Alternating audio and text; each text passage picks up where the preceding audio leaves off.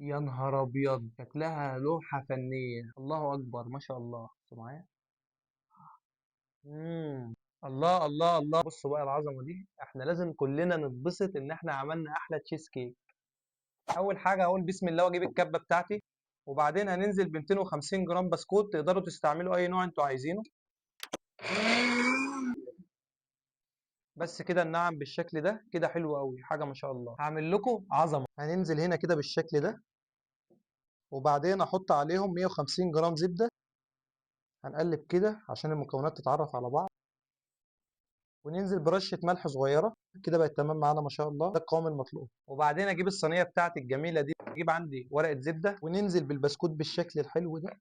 حاجة ما شاء الله. ونفرد كده. حاجة ما شاء الله. وبعد ما فردناها وكبسناها بالشكل القمر ده، ندخلها بقى التلاجة 10 دقايق لحد ما نعمل الكريمة بتاعتها. هنقول بسم الله ونجيب البولة. هضيف فيها كوباية لبن تلج ساقع، أهم حاجة يكون ساقع. وبعدين أضيف كوباية سكر. نقلب كده. بعد ما السكر داب معانا خالص، انزل بكوبايه من الكريم شانتيه. وبعد ما تقلب بالشكل الحلو ده، انزل عندي هنا ب 250 جرام جبنه كريمي. وبعدين اضيف عندي 200 مللي كريمه خفق. اضيف عندي نطره فانيليا، ونقلب كده لحد ما نوصل للقوام الحلو قوي ده. بعد كده اجيب عندي ليمونه بالشكل ده، ونقلب بالشكل الحلو ده لحد ما تتقل معانا كده. وبعدين اجيب البسكوت الجميل بتاعي كده بعد ما شد، وانزل بالكريمه بتاعتي كده بالشكل ده. يا حبيبي، الله الله الله الله على الشكل الحلو ما شاء الله. واسويها كده بقى بالسباتولا. اخبطها خبطتين كده حلوين. فنان يا جدعان، فنان انا والله فنان. نهار ابيض، شكلها تحفه، لوحه فنيه ما شاء الله. شايفين؟ وبعد ما سقناها بالسباتولا بالشكل القمر ده، هندخلها بقى الفريزر شويه تشد، ونرجع لكم بقى عشان نعمل التوبنج مع بعض. وبعد 3 ساعات هتكون شدت بالشكل الحلو دوت. الله الله الله. هنعمل بقى التوبنج مع بعض. هنحط عليها فراوله. قطع الفراوله قطع فريش بالشكل ده. هنزينها مع بعض بالشكل الحلو ده كده. وشيل كلوز هنا لو سمحت.